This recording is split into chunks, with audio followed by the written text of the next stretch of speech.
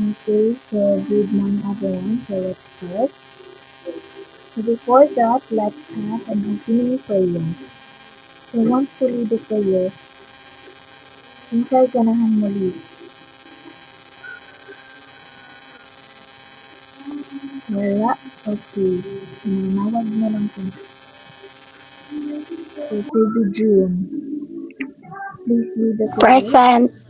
Ay, bilog present. Sige, lead the prayer, sige. In the name of the Father, and of the Son, and of the Holy Spirit. Amen. Our Father, who art in heaven, hallowed be thy name. Thy kingdom come, thy will be done, on earth as it is in heaven. Give us this day our daily bread, and forgive us our trespasses, as we forgive those who trespass against us. And lead us not into temptation, but deliver us from evil. Amen. In the name of the Father, and of the Son, and of the Holy Spirit. Amen. Amen.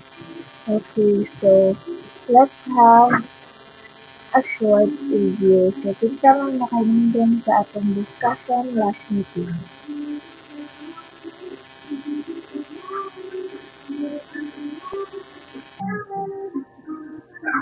So karon, nanapadayon nga topic. So, today we will learn about the subject-verb agreement. So, familiar na mo ano no? Balik-balik lang natin mga itang klase ari. So, ako sang ipa screen. Okay, so mauni ang atong new topic. So, I want you to listen carefully because after this we will have an examination. Alright, so when we say subject-verb agreement, so this simply means that the subject and the verb in a sentence must match. So if the subject is one, the verb should sound like one. And if the subject is more than one, the verb should sound like many. So mao na siya singular and plural. So naon lang gud ni sila as kanang pair of shoes. So kailangan gud if magsulod ka sa imong um, left foot na sapatos, dapat ma-match sad ang imong sapatos sa right. So mao na siya. So now, let's learn the rules one by one in a very simple rules. So, ang kaning subject-verb agreements natin na siya mga rules. So, let's start with the first rule. So, when we use the word you, the verb should always sound plural. So, for example, if we say you are, you were, or you sing,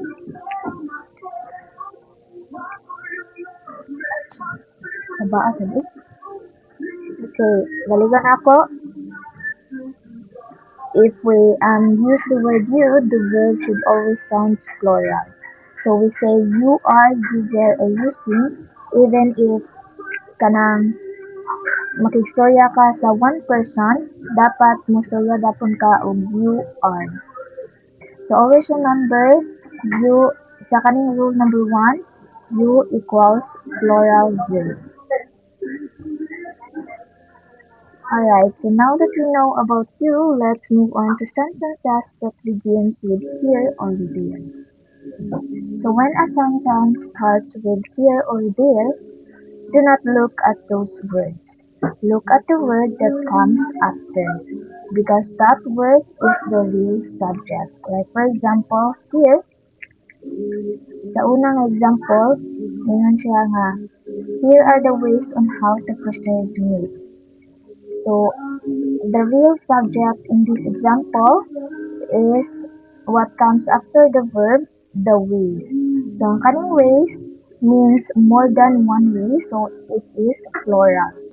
So, because the subject is plural, the verbs we use should, are.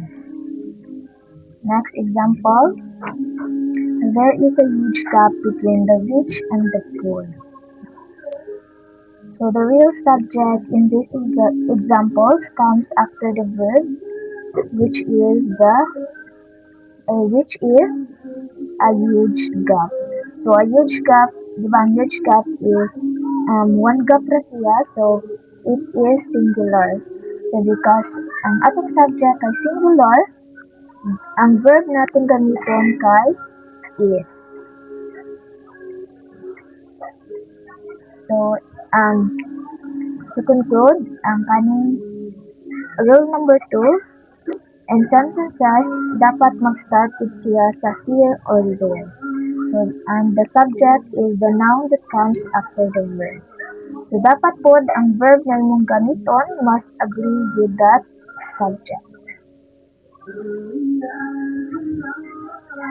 Okay, so rule number 3. So when we use either or neither nor, we should look at the subject closest to the verb. Like for example, neither the players nor the coach is joining.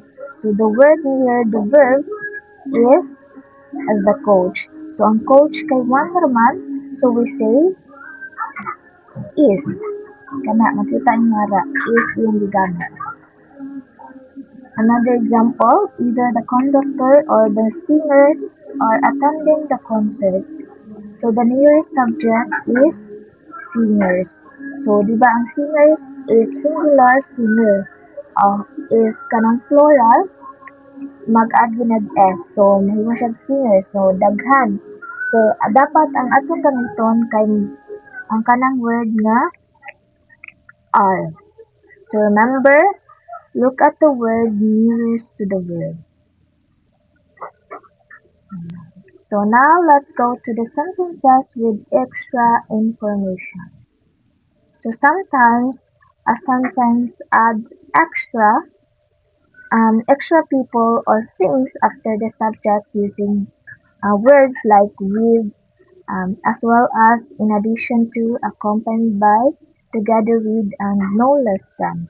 So these extra words do not change the subject. For example, Daddy as well as my brothers is enjoying the party. So the real subject is daddy. So if we say daddy ra, usara na siya. So atong gamiton is no word.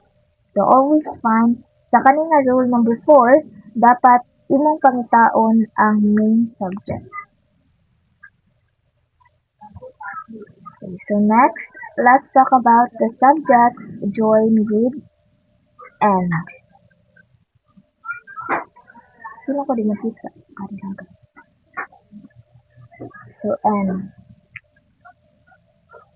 So when we join two different people or things with and, we use a plural verb.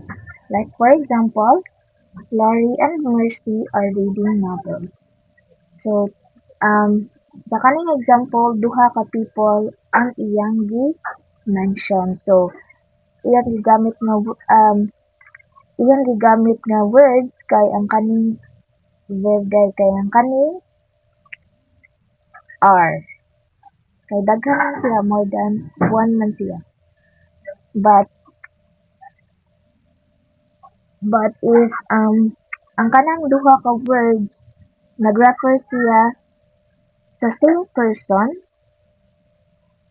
mahimo na siyang singular. Like for example, sa kaning my teacher and friend is here.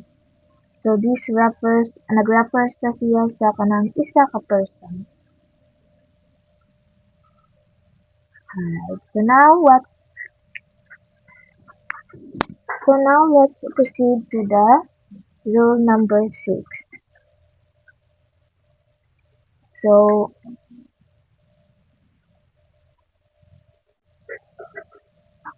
two singular subjects joined by either or neither nor take a singular verb.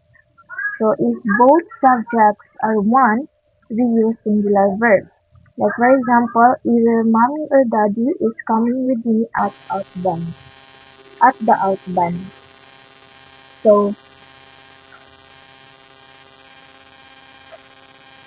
sa kani sa kaning example, isa ra ang iyang subject nga gigamit.